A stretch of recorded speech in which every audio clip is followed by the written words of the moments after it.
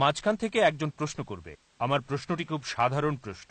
ঈসার পুনরায় আগমন ও ইমাম মেহেদী সম্পর্কে কুরআন কি বলে? তিনি যদি ফিরে আসেন, এখন ভাবুন তিনি কি সুন্নি, শিয়া নাকি অন্য কিছু হবেন? ভাই প্রশ্ন করলেন যে ঈসা আলাইহিসসালাম কি আসবেন, মাহদী আলাইহিসসালাম কি আসবেন, আর যদি আসেন তারা শিয়া সুন্নি না কি হবেন? হ্যাঁ, অনেক হাদিস আছে যা মাহদী আলাইহিসসালামের আগমন সম্পর্কে বলে। কোরআন বলছে যে কিয়ামতের আলামত হলো ঈসা আলাইহিসসালাম আবার আসবেন। কিয়ামতের অন্যতম আলামত ঈসা আলাইহিসসালামের আগমন। এটার উল্লেখ আছে সূরা মাইদা অধ্যায় নম্বর 5 আয়াত নম্বর 116 যে আল্লাহ বারিক তাআলাকে ঈসা আলাইহিস সালাম বলেন, আপনি আমার সাক্ষী থাকুন, আমি তাদের কখনোই বলিনি আমার উপাসনা করো, বরং আমি বলেছি ও বুদুল্লাহ, আল্লাহর ইবাদত করো, রাব্বি ওয়া রাব্বুকুম, যিনি আমারও তোমাদের রব। তাই ঈসা আলাইহিস সালাম যে আসবেন কমপক্ষে 70টা হাদিস আছে যা বলছে ঈসা আলাইহিস সালাম আবার আসবেন। একই ব্যাপার মাহদী আলাইহিস সালামের, কিয়ামতের আগে তারা আসবেন। তারা শিয়া নাকি সুন্নি হবেন, এর উত্তর হচ্ছে তারা মুসলিম হবেন।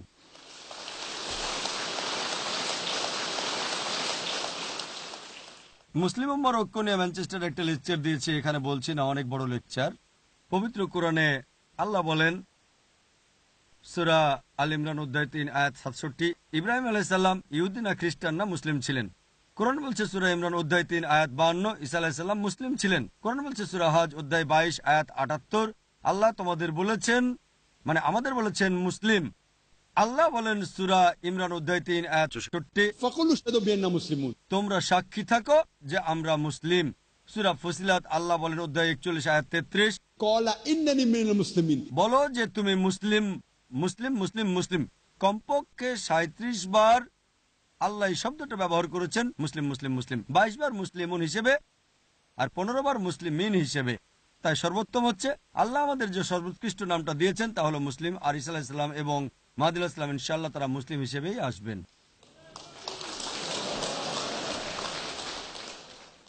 একজন অমুসলিম প্রশ্ন করবেন, আমার নাম কিথ ম্যানসন, আমি জানতে চাই যে ইসলাম সম্পর্কে আরো জানার জন্য কোন বইটি সবচেয়ে ভালো হবে? সেটা হতে হবে ইংরেজিতে। আমি ভাইকে অভিনন্দন জানাচ্ছি। মাশাআল্লাহ মাশাআল্লাহ, ভাই মাইক্রোফোনের সামনে এসে প্রশ্ন করেছেন। প্রশ্ন হলো যদি ইংরেজিতে ইসলাম সম্পর্কে আরো জানতে চান তবে কোন বইটা সবচেয়ে ভালো হবে?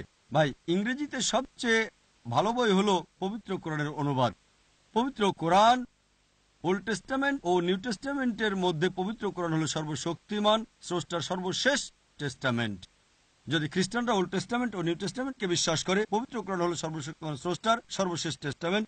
সবচেয়ে ভালো যে বইটা পড়তে পারেন তা হলো পবিত্র কোরআনের অনুবাদ। বিভিন্ন ধরনের অনুবাদ পাওয়া যায়, এগুলোর মধ্যে সহিহ ইন্টারন্যাশনাল ভালো, যা আমেরিকা 3 জন নারী মিলে করেছেন। আর আমি নিশ্চিত ইসলাম রাডফোর্ডের কাছে এটা আছে, আমি সেন্টারে গিয়েছি, এবং যদি এটা থাকে অনুরোধ করবো একটা কপি উপহার দেওয়ার জন্য, পবিত্র কোরআনের অনুবাদের কপি। এই বাণী আল্লাহ সুবহানাহু ওয়া তাআলার। পবিত্র কোরআন বিশ্বের একমাত্র অপরিবর্তনীয় গ্রন্থ। এটা মানবতার প্রতি ঘোষণাপত্র, এটা দয়া ও জ্ঞানের উৎস, অস্বীকারীর জন্য সতর্কবাণী, সন্দেহকারীর জন্য নিশ্চয়তা, দুঃখীদের জন্য সান্ত্বনা, হতাশাগ্রস্তদের জন্য আশা। ভাই এই বইটাই সবচেয়ে ভালো। আরো বই আছে, ভিন্ন ভিন্ন বই, এটা আপনার পছন্দের উপর নির্ভর করে।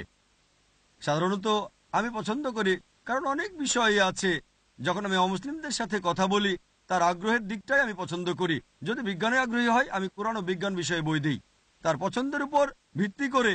এই পদ্ধতিতেই সবচেয়ে ভালো কোরআন বোঝার জন্য কোরআনের সাথে অন্যান্য বইও আছে, যেমন আন্ডারস্ট্যান্ডিং ইসলাম, আই ইব্রাহিমের লেখা। আমার মনে হয় এটাও ইসলাম ব্রাডফোর্ড সেন্টারে পাওয়া যাবে।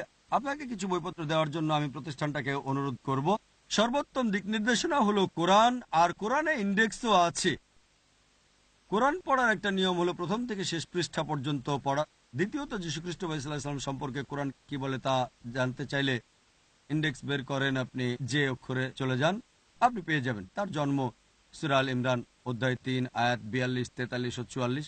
ওয়াইস কালাতুল মালাইকাতু ইয়া মারইয়ামু ইন্নাল্লাহা আস্তাফাকি ওয়া তাহারাকি ওয়াস্তাফাকি তামিনাল আলামিন। স্মরণ করো, ফেরেশতারা বলেছিল হে মরিয়ম। এটা বেশ ভালো ইন্ডেক্স। নারীদের সম্পর্কে আপনি জানতে চাইলে ডব্লিউ অক্ষরে চলে যান। এভাবেই আপনার পছন্দের বিষয়ে জানতে চাইলে সর্বশেষ ও চূড়ান্ত কিতাবে কি বলা হয়েছে তা জানতে পারবেন। আমার একটা ছোট্ট বই পড়তে আপনাকে অনুরোধ করব, যা ইসলাম ও খ্রিস্টান ধর্মের সাদৃশ্য বিষয়ে। এ বিষয়ে ভিডিও ক্যাসেটও আছে আমার, ভালো হবে ভিডিও ক্যাসেট দেখাটাই। সেখানে স্পষ্ট করতে চেষ্টা করেছি যে পার্থক্যগুলো বাদে পার্থক্য যা আছে তা ভিন্ন বিষয়, কমপক্ষে বাইবেল ও কোরআনে যা সাদৃশ্য আছে আসুন সেগুলো আমরা মেনে চলি। পড়লে দেখবেন কোরআন ও বাইবেল উভয়ই বলছে যে এক স্রষ্টায় বিশ্বাস করতে হবে। আমি সব তথ্যসূত্র দিয়েছি বাইবেল থেকে, কোরআন থেকে, লম্বা লেকচার। বাইবেল ও কোরআন উভয়ই বলে সর্বশেষ ও চূড়ান্ত নবীকে বিশ্বাস করতে হবে। বাইবেলে মোহাম্মদ সাল্লাল্লাহু আলাইহি ওয়াসাল্লাম সম্পর্কে অনেক ভবিষ্যৎবাণী আছে। বুক অব ডিউটেরোনমি অধ্যায় 18 অনুচ্ছেদ 18, বুক অব আইজায়া অধ্যায় 29 অনুচ্ছেদ 12, সং অব সলোমন অধ্যায় 5 অনুচ্ছেদ 16, গসপেল অব জন অধ্যায় 14 অনুচ্ছেদ 16, গসপেল অব জন অধ্যায় 15 অনুচ্ছেদ 26। আমি অনেক তথ্যসূত্র দিয়েছি।